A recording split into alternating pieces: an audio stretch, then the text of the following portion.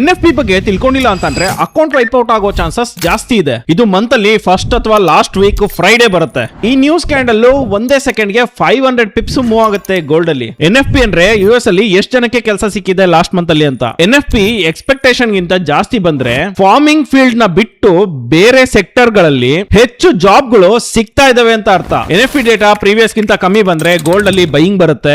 NFP data previous ಗಿಂತ ಜಾಸ್ತಿ ಬಂದ್ರೆ ಗೋಲ್ಡ್ ಅಲ್ಲಿ ಸೆಲ್ಲಿಂಗ್ ಬರುತ್ತೆ. ಯಾಕಂದ್ರೆ ಇಂಟ್ರೆಸ್ಟ್ ರೇಟ್ ಡಿಸೈಡ್ ಮಾಡೋದಕ್ಕೆ ಈ ಒಂದು ಡೇಟಾ ತುಂಬಾನೇ ಇಂಪಾರ್ಟೆಂಟ್ ಆಗಿರುತ್ತೆ. ಸೊ ಫೆಡ್ ಏನಂತ ಯೋಚನೆ ಮಾಡಿ ಡಿಸೈಡ್ ಮಾಡುತ್ತೆ ಅಂತಂದ್ರೆ ಎಂಪ್ಲಾಯ್ಮೆಂಟ್ ಲಾಸ್ಟ್ ಮಂತ್ ಗಿಂತ ಈ ಮಂತ್ ಇನ್ಕ್ರೀಸ್ ಆಗಿದೆ ಅಂತಂದ್ರೆ ಸೊ ಸ್ಯಾಲರಿ ಮುಖಾಂತರವಾಗಿ ಜನರ ಹತ್ರ ದುಡ್ಡು ಸೇರುತ್ತೆ. ಅದರಿಂದ ಸೊ ಇಂಟ್ರೆಸ್ಟ್ ರೇಟ್ ನ ನಾವು ಸ್ಟೇಬಲ್ ಅಥವಾ ಇನ್ಕ್ರೀಸ್ ಮಾಡಬಹುದು ಅಂತ ಅನ್ಬಿಟ್ಟು ಇಂಟ್ರೆಸ್ಟ್ ರೇಟ್ ನ ಇನ್ಕ್ರೀಸ್ ಮಾಡಿದಾಗ ಇನ್ವೆಸ್ಟರ್ಸ್ ಗಳು ತಮ್ಮ ಫಂಡ್ಸ್ ನ ಬ್ಯಾಂಕ್ ಅಲ್ಲೇ ಡೆಪಾಸಿಟ್ ಇಡ್ತಾರೆ rather then investing in risky assets. ಅದೇ ಜಾಬ್ಸ್ ಗಳು ಕಮ್ಮಿ ಆಯ್ತು ಅಂತಂದ್ರೆ ಸೇಮ್ ಸಿನಾರಿಯೋ ಉಲ್ಟಾ ಆಗ್ಬಿಡುತ್ತೆ.